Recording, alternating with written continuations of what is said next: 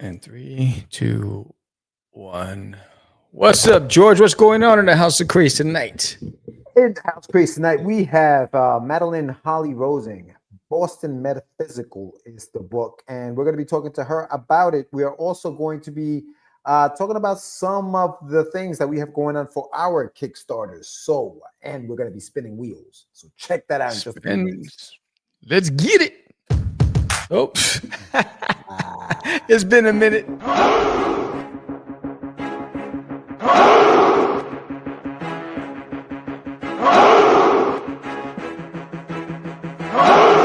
We are the only show for independents all around, giving you a platform to spread your word all over town. Catch the Craze is the place to promote to your fans with the dream of Medina and Sam the Crazy Man. Subscribe to our show and never miss an episode. It's time to get your mans, listen to us on the go. Updated every week, we never miss a day. Join the squad, come on in. It's time to catch the Craze. If you are an independent, catch the Craze. Making moves on your own, catch the Craze. On your grind in the streets, catch the Craze. Join the movement, catch the Craze.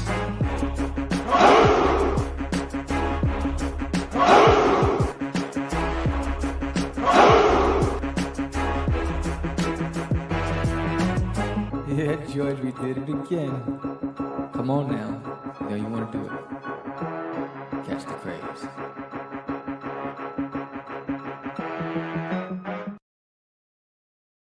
Welcome to Catch the Craze podcast. I'm your host with the most, Sam the Crazy Man Vera. And I am with George, the Dreamer Medina. What's happening, everyone? Welcome to another exciting episode of Catch the Craze. It is Tuesday, October 21st, and I am 2 weeks into my Kickstarter. Sam is 1 week into our Kickstarter. We're going to talk a little bit to you about that in just a few seconds. But before we do that, make sure you hit the subscribe button, hit the like button, comment, share, do all that fun stuff. We have another wonderful indie creator on the podcast with us tonight, and we're going to be talking to her about her book. But before we get to that, we will be spinning a couple of wheels, and we're going to be talking to you about a couple of new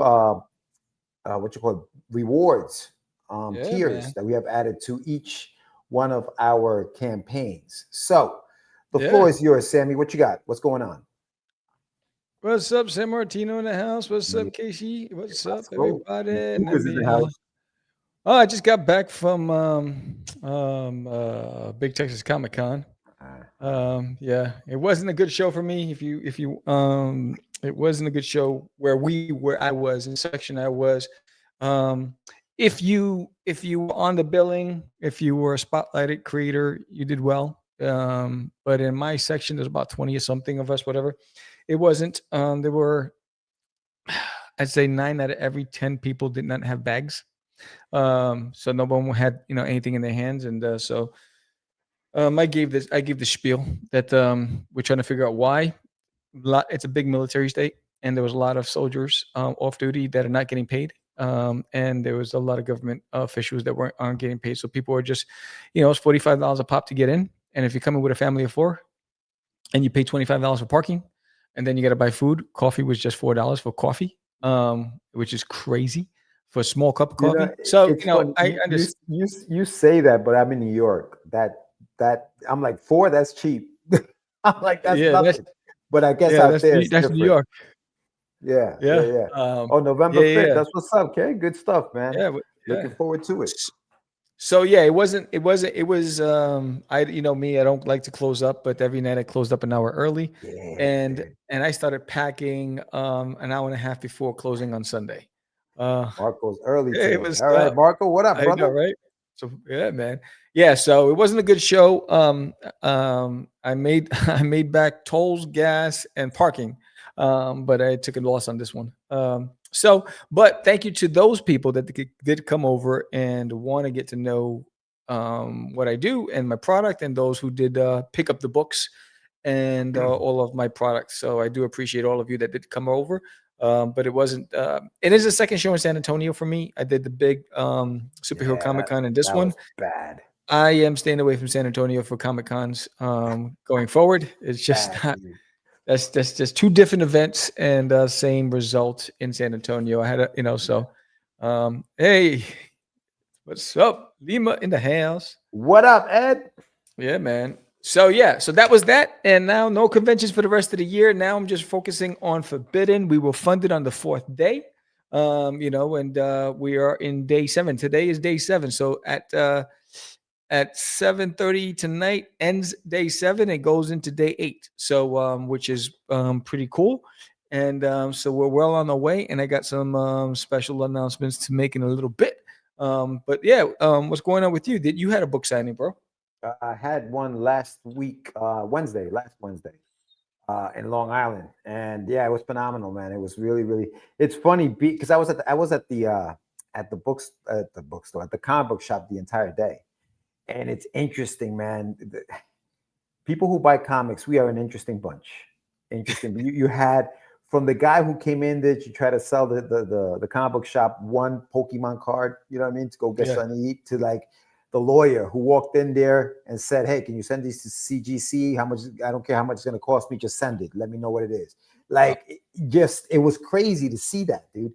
And we talk about how old people aren't buying comics, bro. There were people in there, stacks of comics, just buying comics, bro. So unfortunately, it's not kids.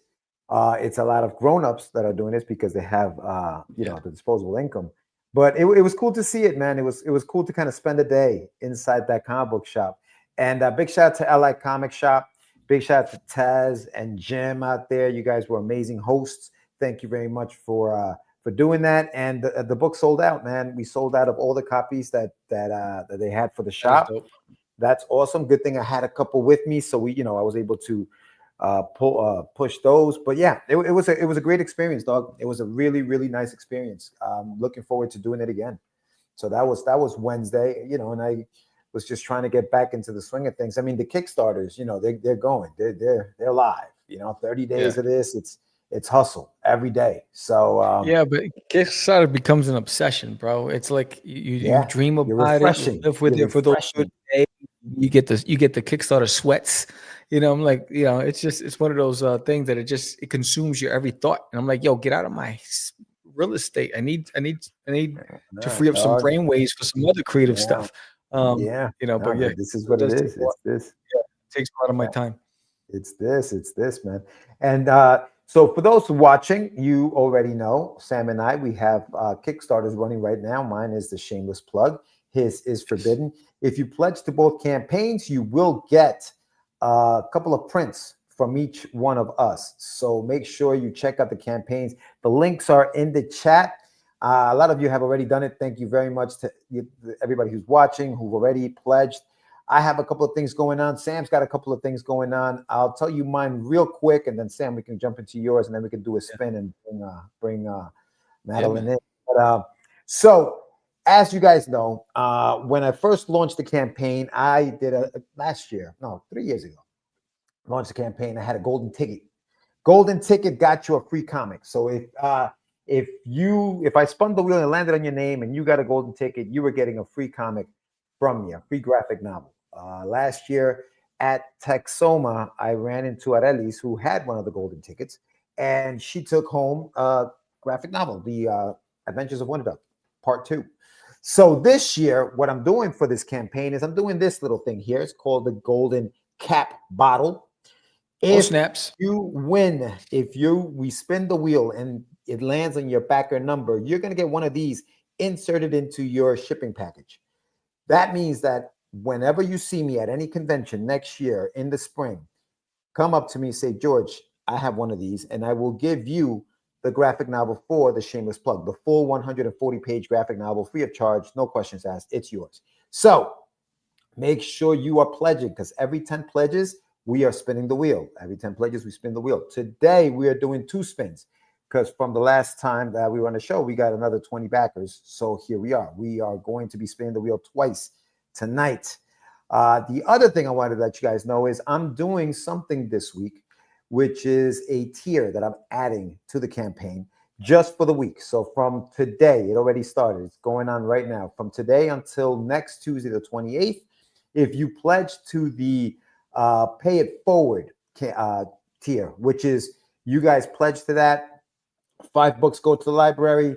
2 books go to you. 2 covers of your choice go to you. I'm enhancing that one. I have 3 covers on the campaign. Three of them.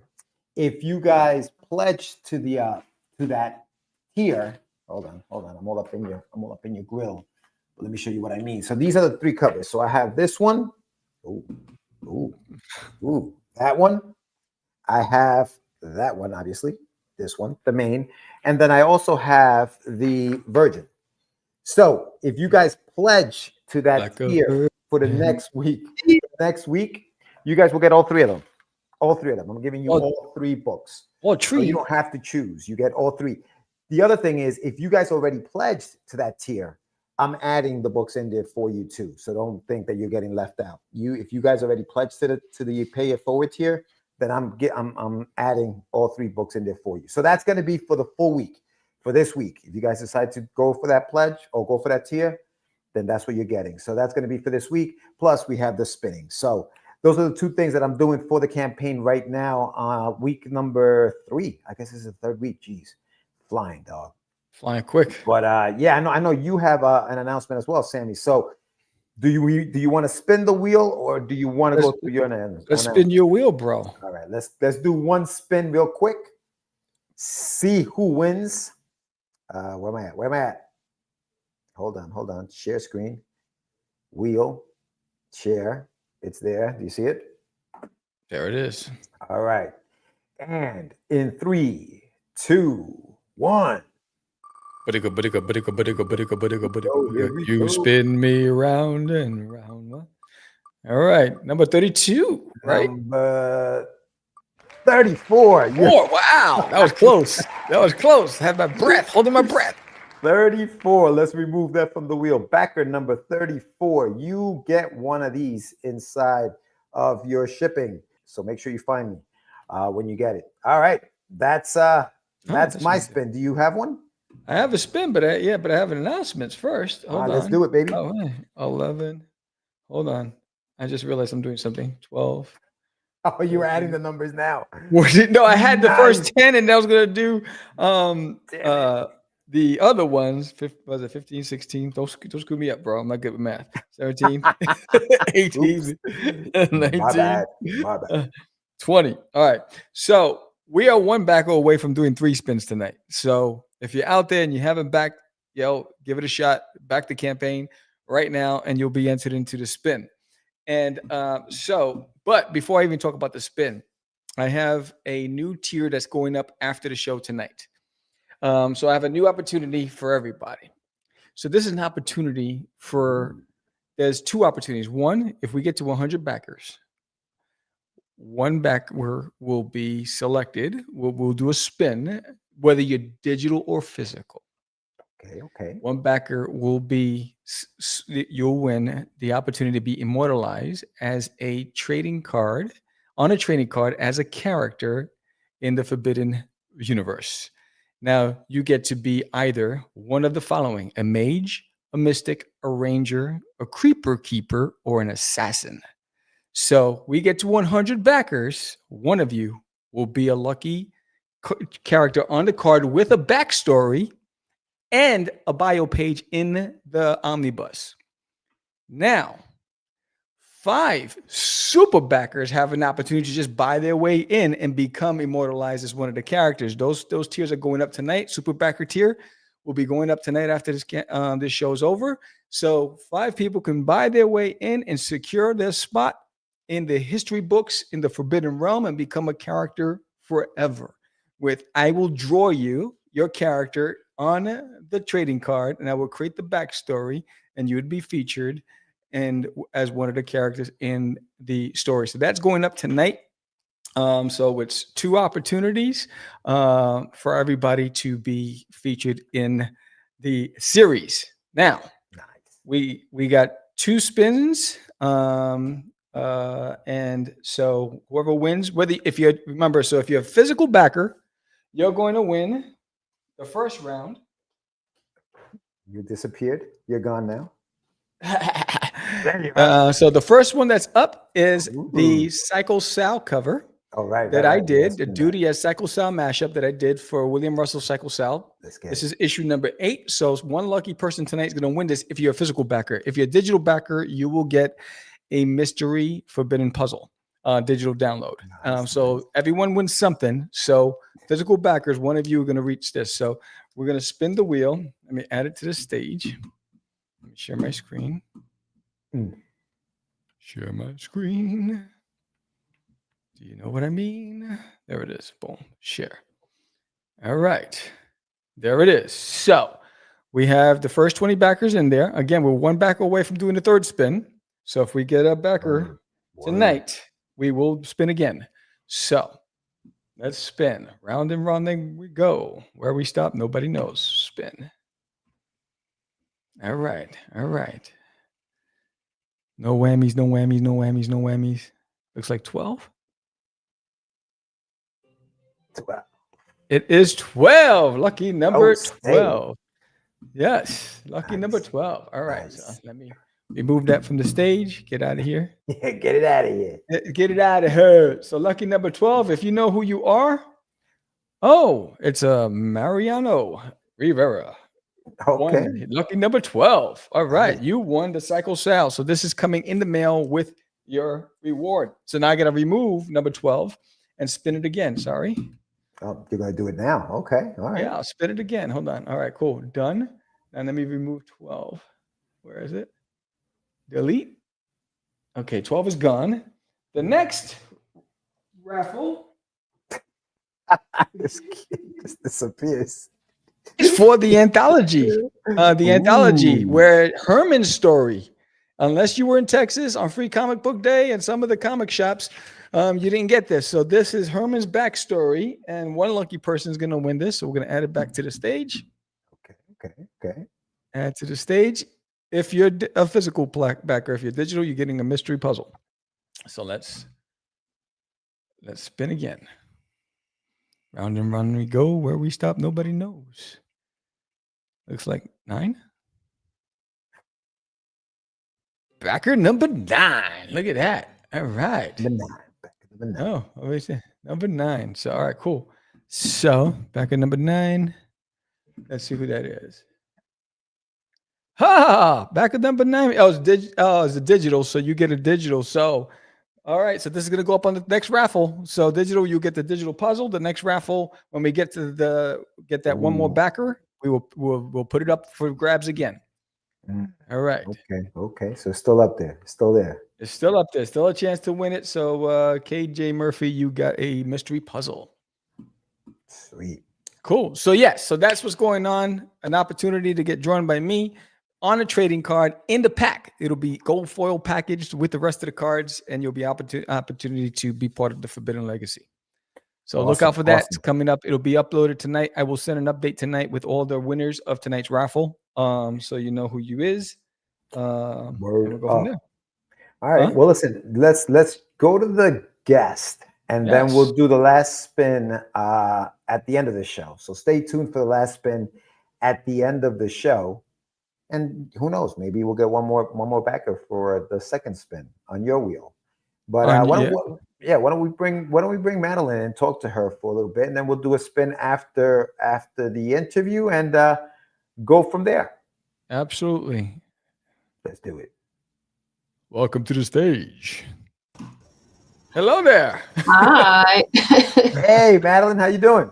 Hanging in there. I've still got the boxes behind me from the movie from the last time we spoke. It's like, no, they haven't moved yet.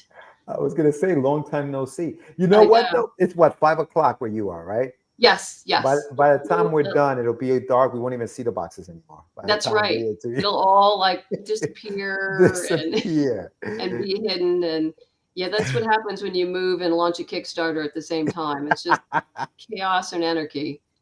Was that something that actually just kind of happened, or did you know it was going to happen? Like, how did you prepare for something like this? Like, you have a Kickstarter going on. I didn't know it was going to happen because I knew we couldn't move until after we had fulfilled Morgana Pendragon, my other series.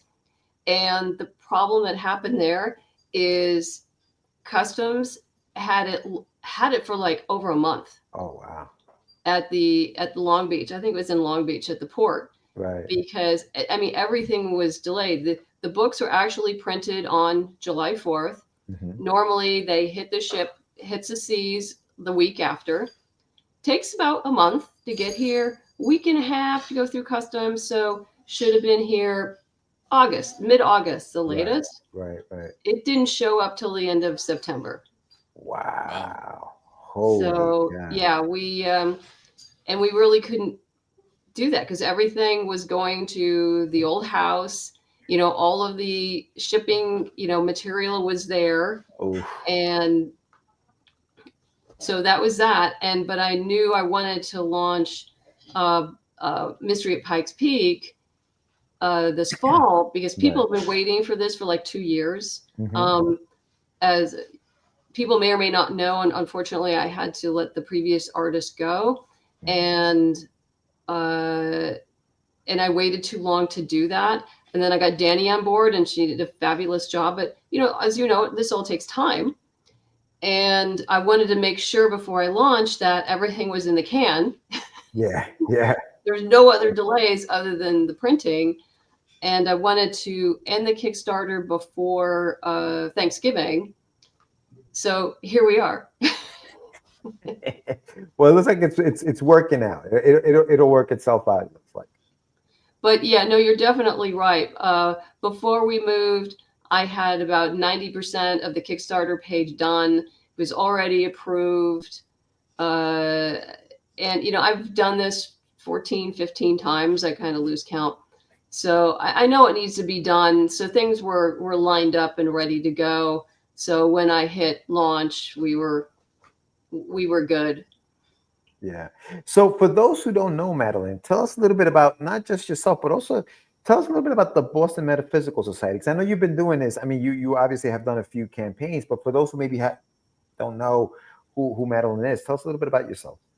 Well, the story was originally a TV pilot I wrote while I was at UCLA Film School. Okay. And it was suggested that I turn it into a graphic novel and then sell it back to Hollywood. So I took that advice and learned how to write a comic. But a funny thing happened after I finished the original 6-issue miniseries, I decided I really loved writing comics and I love the indie creator community. So I stayed. And for those of you who are unfamiliar with the story, the overall premise is about an ex-Pinkerton detective, a spirit photographer, and a genius scientist who battles supernatural forces in late 1800s Boston. We started with a 6-issue miniseries and then had produced 4 standalone sequels. And so we have 2 volumes. The first volume contains the original 6 issues. Second volume, all 4 of the standalones. And then Mystery at Pikes Peak, which is the current Kickstarter, finishes off what you could, our 3rd series. So you can get all 4 issues in digital, in print. You can get the volume 1 and volume 2 in digital, softback, and in hardback, and a lot of other fun stuff that we have. I do a new lapel pin every single new Boston Metaphysical because it's just a thing I do now, so people expect it. People collect these pins. Right. Yeah, I'm sure. And so the new one is a compound bow that Samuel has used. He's our ex-Pinkerton detective. So yeah, we're doing well. We're fully funded and we're heading towards our 3rd stretch goal. Good. Awesome. Now, tell me a little bit about the title itself, Boston Metaphysical Society. The idea, the title, where do they come from? Well, I wanted a title that evoked the time period. And I literally did have like a sheet of paper with 3 columns. And I just wrote down a bunch of words that, Boston detective, metaphysical, supernatural, club, society, a bunch of them. And I remember just like circling different ones until I came up with like Boston Metaphysical Society because, well, society back in the 1800s, that's what they would call agencies or clubs. That was a very common usage. And metaphysical was a term that was used quite a bit during that time as well. But unlike today, I define it as looking at supernatural or paranormal aspects of life and ghosts and things like that. Unlike today, where the word is used more in line with a philosophical line of thinking. Yeah. The Boston, is that where, like, did you have other cities on that first, or was it always Boston? It was actually always Boston, because at the time that I developed this story, almost all steampunk was set in England. And this was an American story. Right. And I wanted to set it in a city that, when you set it to an American, evoked almost an emotional response. It has a mythological aspect to it. And, American connection to Boston is just so integral into our history that that was the place the story needed to take place. Yeah. And it's also a very intimate city. So it was perfect. And I also felt like New York and Chicago had kind of been overdone. And Boston also has a little European flavor to it as well. Yeah. So it fit. Well, I mean, to your point, the history, like, there's so much history in that, like in the Northeast, but definitely in Boston, definitely that, the Boston Tea Party. And, like, when you think about history and American history, when you think of Boston, you think of all those things. Are you from Boston? Are you originally from out there? Or no, I'm a born and bred Californian. Okay, all right. Have you been to Boston? Have you visited? Oh yeah. Okay. I've been to the Boston Comic Con, though they've changed the name a few times, a couple of times. Yeah. But yeah, and I also went to school on the East Coast, so yeah, I'd be up and down. So yeah. Yeah. Awesome. No, it sounds great. I mean, you mentioned your artist, and unfortunately, the fact that you had to get a new one. How many issues did your original artist do? I know you mentioned volumes, and you mentioned you had the first. So how many books is that? Because that sounds like a lot. Yeah, well, to be clear, the original 6-issue miniseries was done by Emily Hugh. Right. And when we finished, she went on to bigger and better. It was a very amiable breakup.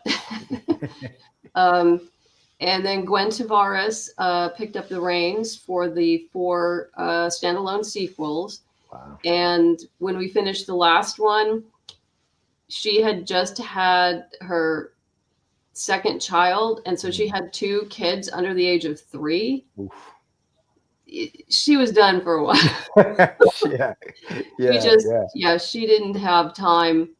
And so that was a nice split, and I love her. And in fact, I brought Gwen back to do a variant cover. Cool. She does a variant cover for issue 4 of Mystery at Pikes Peak.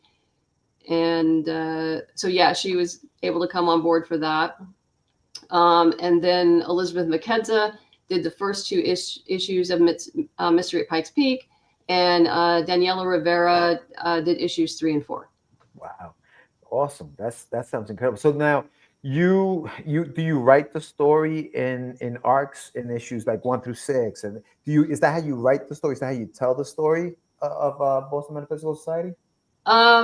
Yeah, well, I do like mini arcs. The original 6-issue miniseries is broken up in that they have different cases in each issue, but there's an overarching big bad that's resolved by the end, but it leaves it open enough to continue forward. Yeah. I went to the standalone format for 4 issues just because I wanted to spend more time with individual characters.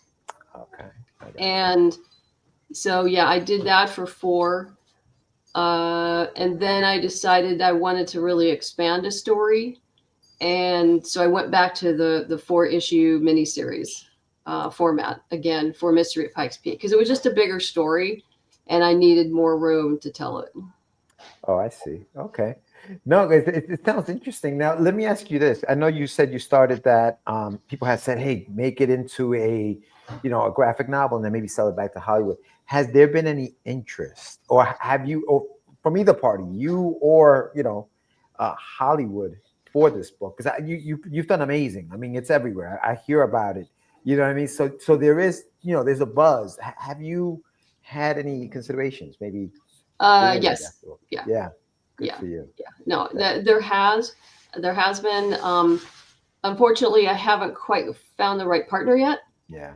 And I'd much rather wait until I do that. Good for you. And so I'm in no rush. I'm going to keep producing. I think you see my dog back there wandering. She's like, where do I go? There's too much noise everywhere.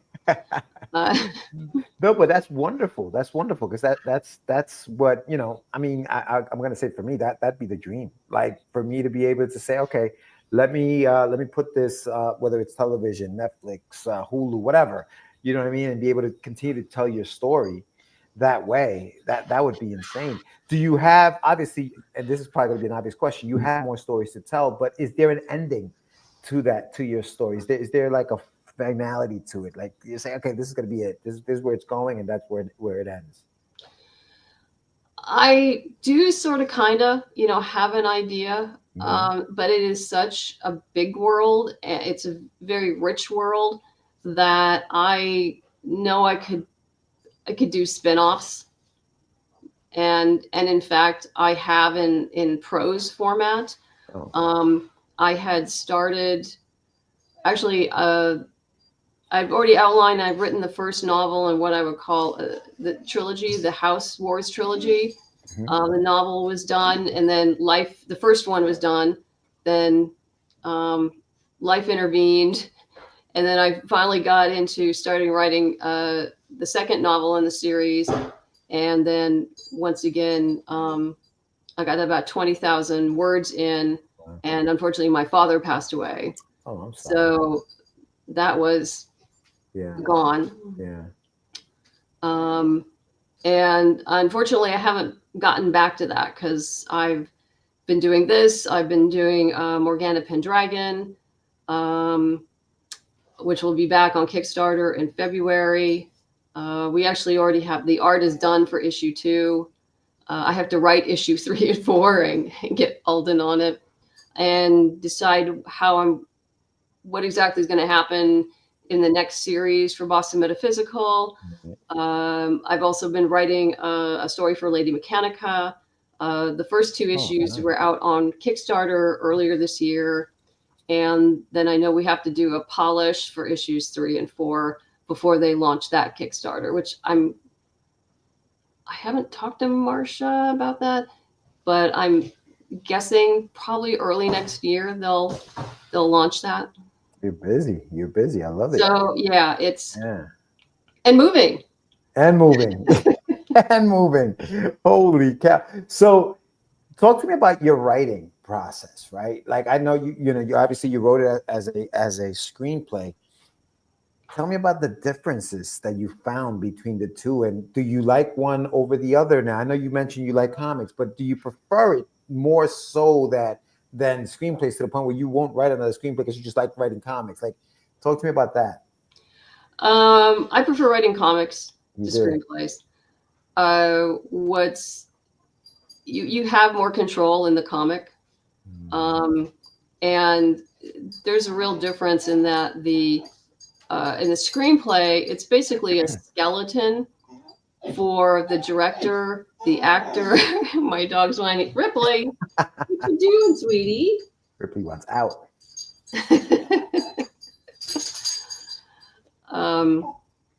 What? Did you want to go out? I think she just wants attention. So it's a skeleton. The screenplay is a skeleton it's for a the skeleton for the director, mainly the director, right? And who's going to be making all the major decisions, sure. And for the cast. And I mean, because most actors don't even want you to give them any kind of direction, because either that's going to come from them or that's going to come from the director. Yeah. They don't want to hear about it from the writer. Right. I was going to say that. They don't want to hear it from the writer, right? They don't want to hear it from the writer. Unlike a comic script, which is essentially a communication document to an entire team.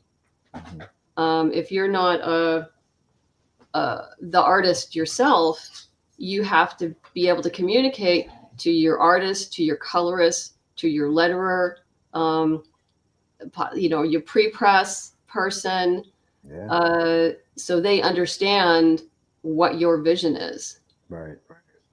And however you want to format that is entirely up to you. As you know, comic scripts have a wide variety of formats. And you go with what works best for you and your artist. And what's really great is working with artists. And colorists, because I know I learn a lot with every different artist and colorist I've worked with. It's up my game. So I think it's great. I love the collaborativeness of it. What do your scripts look like? Are they full scripts where you say panel 1, panel 2, do you do it that way, or do you kind of just say page 1, this is what's kind of happening on this page, and you let the artist kind of make it work?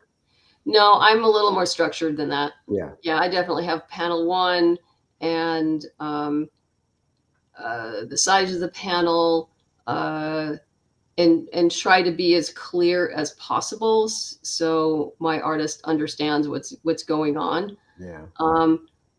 I also try not to micromanage my artist, because every once in a while they'll say like, hey, I just kind of blew up your paneling. What do you think of this? Right. And usually it's like, we're going with what you just did, because that was brilliant. I like that better. I mean, I have yet to tell any artist who's done that, no, we're not going to do that. I think there's the trust factor, there's the respect factor. You're hiring somebody because you feel like this person can do the job, otherwise you wouldn't be hiring. Right? So you let them do what they do best, and that is create and draw, and keeping in mind what you have. Obviously what you have is important for pacing and those kinds of things as a writer. But I think that it's a great thing that you're letting your artists do what they do. And I've seen some of those pages and they look beautiful. I mean, the new artist, she's doing incredible work. Does she also she doesn't do the coloring, right? You have a coloring. No. Katie Brown does the coloring, and she did the coloring for issues 1 and 2. And I felt it was important to keep her on board for consistency throughout the series. And she's been great. Awesome.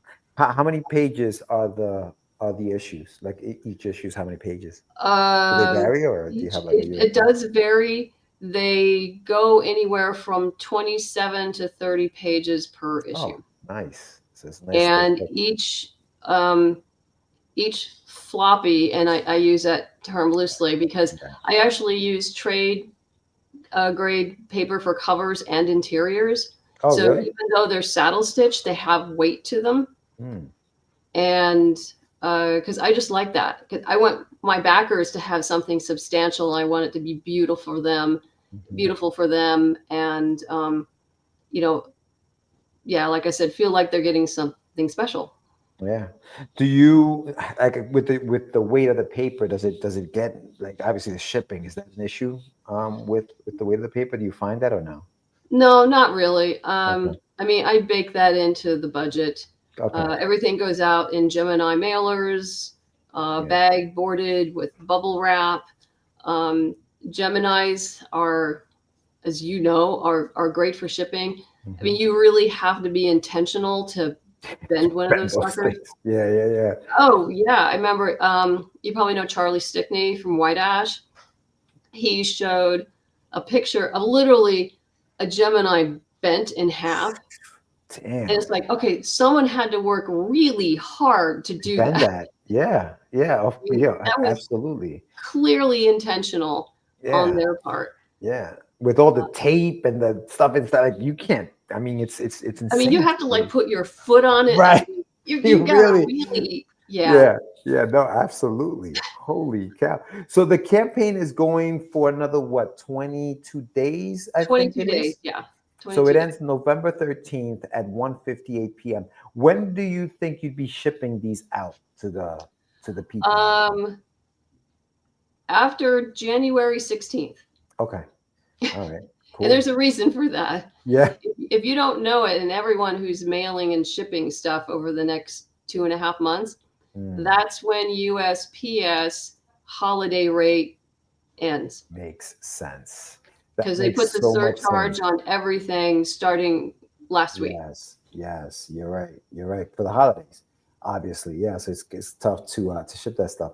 Man. So what are the plans? Are you working on the next story for Boston Metaphysical? I know you're working on a lot of things, but is there a specific story you're already thinking about for Boston Metaphysical? There is a specific story I am thinking about. I won't start mapping it out until I finish writing issues 3 and 4 of Morgana, and probably not till I finish the polish for Lady Mechanica. Gotcha. How are you a fast writer, Madeline? Do you find that you write scripts? I used to be faster. I'm not as fast as I used to be. Really? Is it because of like life gets in the way, or is it just you just I think I just think about it a lot more now. Really? And I've just slowed down on the process, and but once I get going, I'm usually, because I do general broad outlines, and then I do page breakdowns, and then I start writing. Oh, so you have all that ready so that when you start writing, and that takes time though. I mean, I do the same thing, because that's what takes time. It's all that pre-work. So by the time you get to the script, you're ready to rock and roll. Now, do you use an editor? I hadn't for Boston Metaphysical. I had some terrific beta readers, and they've been great. For Morgana, I'm using Dave Avalone is my editor. Okay. How do you find working with an editor? It's great. I mean, he structures things differently than I do. And so we've had a little like about like, you don't have to do that. And I said, but my letter, he goes, well, unless your letter, if I stop doing that, my letter is going to go like, but. So, so there's some things that I do that bug him, but I tell him I'm going to do it anyway. And then there's other things that he suggested that have just been great. And so it's always beneficial to get other eyeballs on your work. Yeah, I agree 100%. You're never going to catch everything. You know what I mean? Oh, always, no. You know, like, because you're so deep into it that you're not, you know the story too well for you to be able to catch anything that, you know, you probably should have caught. But that's awesome. Hey, listen, I'm looking forward to checking this out. I've never actually checked out the any of the books. I know you do convention. You've been. I think I've seen you at conventions. I think. I in the early days I used to do about 20 conventions a year. Wow. But now next year will be scaled back just because of the move and trying to. I'll probably be doing local stuff here in Oregon. Right. Just to meet people and hit the comic book stores and things like that. I mean, right now I'm waiting to hear from San Diego. I will probably be at San Diego and possibly Worldcon in Anaheim, which is next August. Yeah. And then I'll see about Emerald City up in Seattle. But I suspect next year will be a lighter con year while I get resituated in my new location. Of course, yeah. But it sounds like you're hitting some good ones. Like obviously San Diego. Emerald City. Sam and I did Emerald City one year, and that was a fun convention. Oh yeah, it's a great con. That was the year, and Invader Zim was like the craze. Yes, because the creator was there, and I think 80% of the convention was for him. Yeah, I mean the line for him. Yeah, the line was crazy. Yeah, I remember that. Well, that's to be expected, I think. Yeah, that's the dream right there. Just to have those lines waiting for you when you get to a show. But no, that sounds fun. That sounds fun, Madeline. Listen, and when you're always welcome back on our show whenever you want to come and talk about anything, writing, Boston Metaphysical. I mean, you have so many things going on. It'd be great to have you back and just chat some more. Well, thank you very much. I appreciate it. Yeah, Yeah. for sure. For those watching, go ahead, Sam. You know where we live. You have the link. Just use it. Oh yeah, I'll find you. Yeah. I'll find you. Boston Metaphysical, everybody. Check it out. The link is in the show notes and it's also in the chat. Yes. So definitely check it out. It's live right now, and you have until November 13th to pledge to the campaign. Are you doing late pledges? Yes. You are. Okay. Yes. Cool. Yeah. Cool. So make sure you check that out. Madeline, thank you so much. We really appreciate you. Thank you. Take care. All right, Boston Metaphysical, go check it out, guys. She's killing it, killing the game, doing a great job. She's amazing. I know what it's like to move because I mean, I still haven't unpacked. My office is still not unpacked. That's why I have these backdrops because it just looks like a warehouse in here. I just don't have time to unpack. And one day I'll paint my office, and because I want to paint it blue, and I want to do all the things and set it up the way aesthetically pleasing, so I can be creative. But until then. It's gonna be the way it is for now. Are you gonna do a video like you did the time? I'll do the building, the behind the scenes on making the studio. I'm still in the design phase, so I'm designing it in PowerPoint nonetheless. And so I'm designing it, and so I can make sure with the measurements and the colors, because half my studio is a gym. So I just want to make sure, and then what I want for the walls, right? So I'm like debating what I want on the walls and all that other stuff, but less to think about, but it probably won't be till like January, February. Oh, okay. Yeah, no doubt, bro. I mean, that's a big undertaking. I mean, you just moved. So to move again, it's gonna be a pain of freaking butt. Yeah, I know. I told my wife, you gotta be here. I said, worst case scenario, one more move, but I don't plan on moving anywhere anytime soon. But I told her, I said, worst case scenario, if the company says, only two reasons why I move. Sweden. The company says, we want you to take on something bigger, and it's a good location, maybe, or something takes off with my projects, and then we get something different. But yeah, those are only two reasons why I'll move. All right, so let me ask you a question, Sam. Let's get back to these Kickstarters that we're running. How do you find this Kickstarter for you so far? The Forbidden Kickstarter has been positive. The experience has been positive so far. I think every day there's been a pledge with the exception of one. Mm-hmm. So every day has been consistent. And what's also fascinating is a lot of the people that are backing are new. Mm-hmm. So the people who have followed me. When you say new, you mean what? What do you mean? They've never backed any of my campaigns before. Oh, okay. So brand new to me, brand new to what I do. A lot of it is new, and I haven't seen a bigger conversion of people who have been with me along the journey. So a lot of them haven't come along yet for this campaign. So I'm getting a lot of, even the newest one this morning or last night. It's a new person, right? And I'm pleasantly surprised that I'm attracting a lot of new people. But I'm also curious as to why my existing base hasn't come along just yet, because there's still 60 people who signed up who haven't pulled the trigger. And I would like to believe that of that 60, a bunch of them are the ones who've backed Designating My Toilet in the past. So it's been a positive experience. I got some surprises coming up.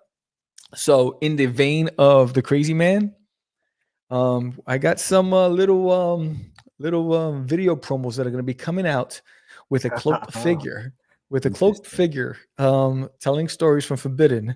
So they're going to be weekly stories coming out, or maybe every couple of days, some stories coming out with a cloaked figure sitting in a pub, in a medieval pub under candlelight, telling a story. So look out for these videos. They're coming out. So your boy's going all in with this. I got the gear and everything. And so I'm setting it up. I'm setting the stage. I'm trying to attract all of you medieval fans and you D&D fans and you fantasy fans. I just want to make it exciting. You said something to me the other day that inspired me yesterday. Thanks, man. Thanks, Casey. You said something to me, George. You said when I'm passionate about something, I can make anyone a believer because of my passion. And it made me remember when we started doing Catch the Crazies. And I took on the persona of the crazy man. Yeah. Remember? Yeah. Because I got caught up. And I think that's what I've been missing. Yeah. I've been missing the love and the excitement. And so I did a promo. I uploaded it. I did it on Facebook on my shorts or whatever that is. What do you call them? Stories? Yeah. That one got the most views of all my stories ever.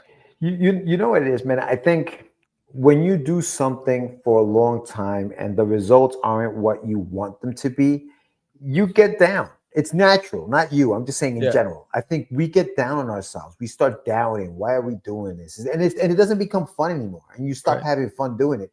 As much as you love duty and as much as you love, it's nearly my toy and all that stuff. I think that you forgot to have fun. Yeah. Because you were so focused on, I got to make this work. I got to make this successful. You know what I mean? That it stopped being fun. It did. It stopped being fun. Yeah. And these campaigns are hard, bro. And when you don't see the results, it could really affect you. It consumes me. And, what I realized, it was funny because you said, it was after our conversation and my technology just sucks. It can't move at my pace. And there's always a glitch. There's always something. Like even right now, I'm trying to save a file and it's been saving for 20 minutes. Come on. Right. Now. So I'm like, that shouldn't happen. I have plenty of storage. I have terabytes. I'm like, what's going on? Right. So you're messing with me. Right. But it was when I sat here, I was realizing, because I was getting mad and angry because I couldn't produce the content fast enough because my systems don't work at my speed and there's always something going wrong. And I sat down, I walked away and I went to the yard and I started thinking about our conversation. I was like, you know what?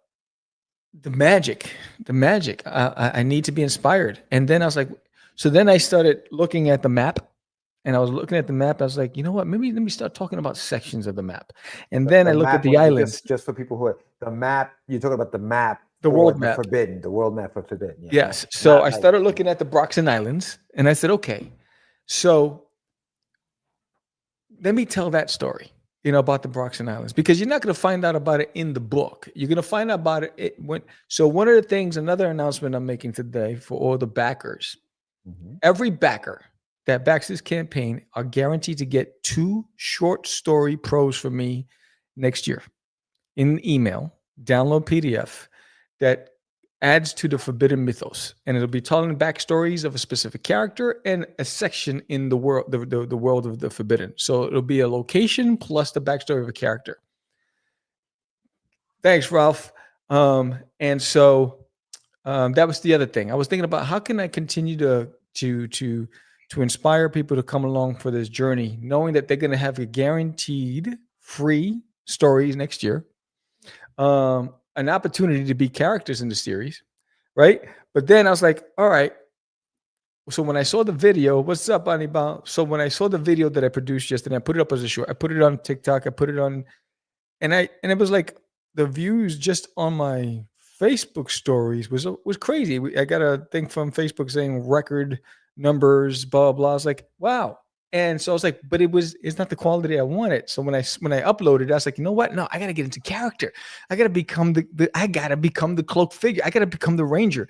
I got to create the scenario, right? So I have a green screen. I got everything. So just wait, guys, it's coming. And just wait, it's coming. So I was like, I need to add little like novellas, right? Just 1 minute novellas that I could post on social media. You know who's really good at this, and our friend of ours, Lori Cacatera, is great at building, at becoming the person in that world. Yes. And I think that all of a lot of our stories lend themselves to becoming those kind of things, but we don't necessarily, tap into it as deep and as hard as we probably should. Yes. And part of it, listen, it's time consuming, and we all have, full-time jobs, most of us, where, we don't have the time, sometimes the energy to do it, but it's so much fun. It's like it's having fun with your IP, because you can. because you can, because nobody can tell you no. Nobody can say, no, Sam, we can't do that. It's not in the budget. Or no, Sam, the producers don't want to do that. Or whoever, the network doesn't think that that's going to work. You don't have to worry about any of that crap. You just do it. You want to do it, you do it. Yeah. And it's funny because I have this big brown wooden table, which is perfect, that you would find in a medieval pub, right? Sam added some Spanish spice on the novelas. Spice. Órale. Is it? Take it easy. That's the Spanglish. My grandmother used to say that all the time. So I was like, yo, I got the table. I got the wax candle. Right, I got the green screen to create the pub background, and I just need the costume. I was like, all right, it's on. That's it. And so I'm preparing. And each time that I do a novella, a clip, it'll be about an area of the Forbidden World. It'll be a section on the map that I'll be talking about. So it's gonna be fun. I'm trying to create some excitement, some fun, and some lore. That should have been the launch party, bro. I know, man. That should have been the launch. We could have been at a pub launching this thing. I know. It just came to me too late. But that's what, and that's what we were doing when we were doing Catch the Crazies. We were having fun with the story. Yeah, you know what I'm saying, it was taking a life of its own, and that's what these things have to be. They have to become that. And I think Forbidden is an old story. You've been working on this for what, 25 years. It's out now, and you got to make the best of that thing. Yeah, and I think that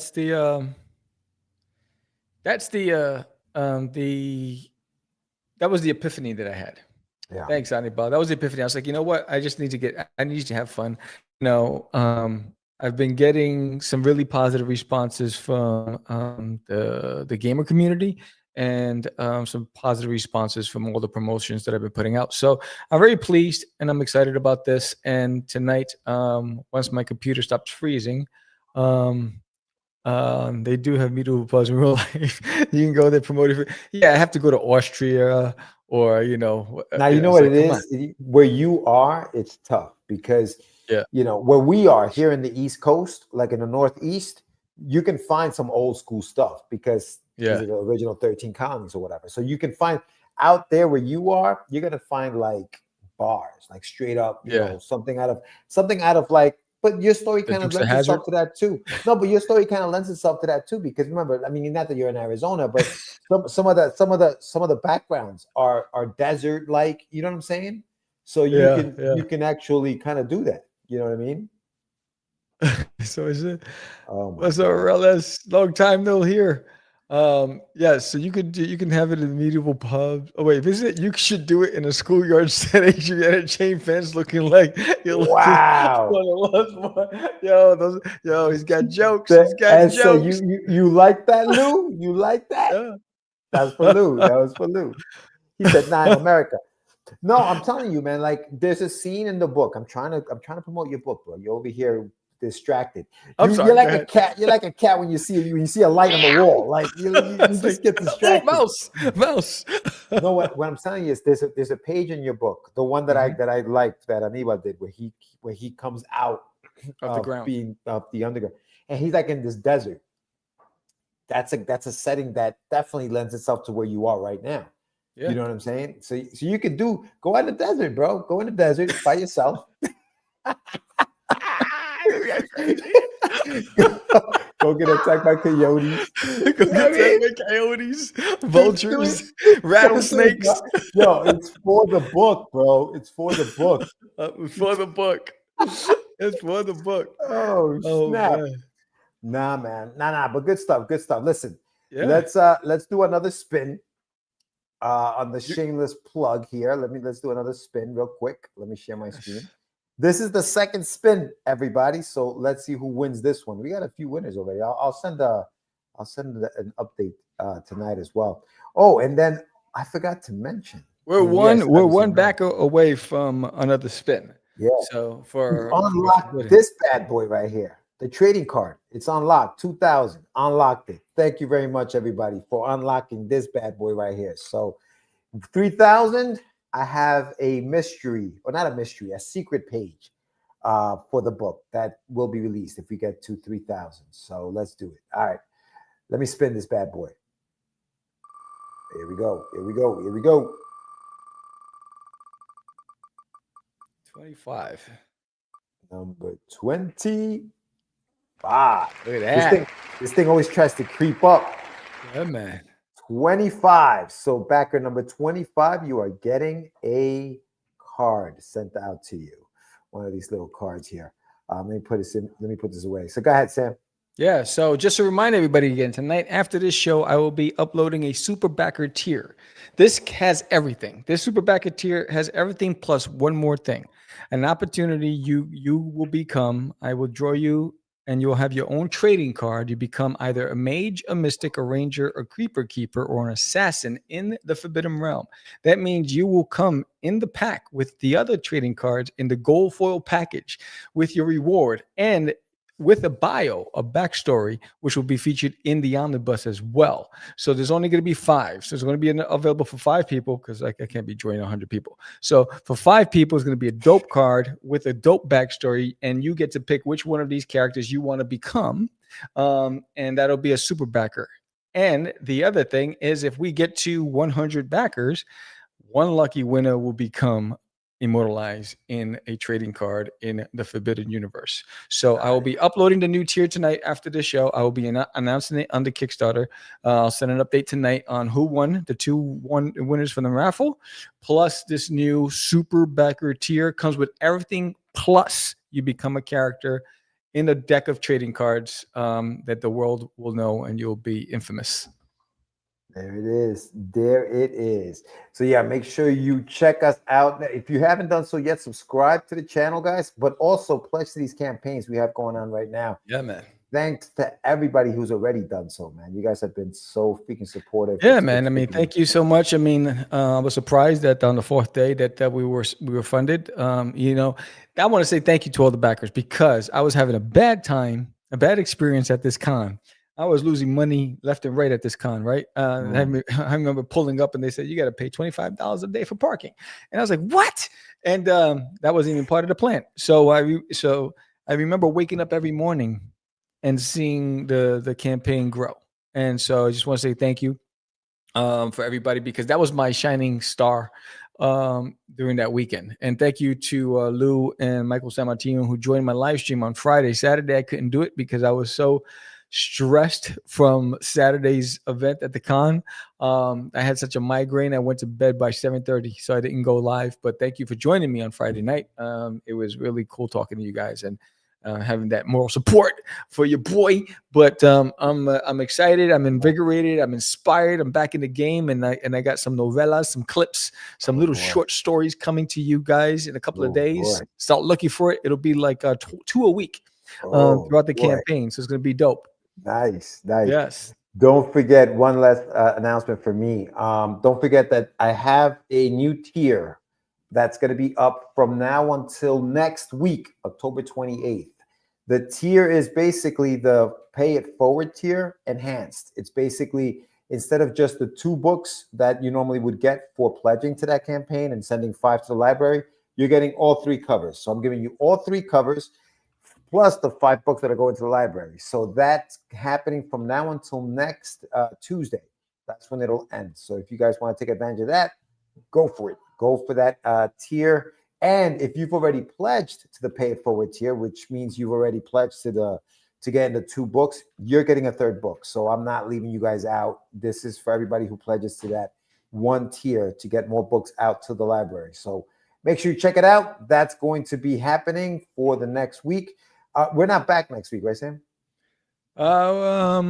We won't be back on Tuesday, so I got to reach out to the guests because I have to reschedule the guests. But we might be back on a different day that week. But we got to work it out. But either way, we'll do right by the guest because we have a visit coming up, and so now I have to travel throughout Texas. Thank you, Ed. I appreciate you, my brother, very, very much. But yeah, man, the support has been incredible. You guys are freaking awesome. The launches were amazing. I mean, the funding for the shameless plug was insane. I had a smaller goal, but you guys really rocked it out, and we were able to get that done same day. So that was amazing. But yeah, no, thanks to everybody. You guys are freaking killing it. And yeah, we'll be back next week, brother. What do you want to leave them with, Sam? Yeah, man, don't forget, guys. founded in 2005, the longest running independent comic book podcaster in the game.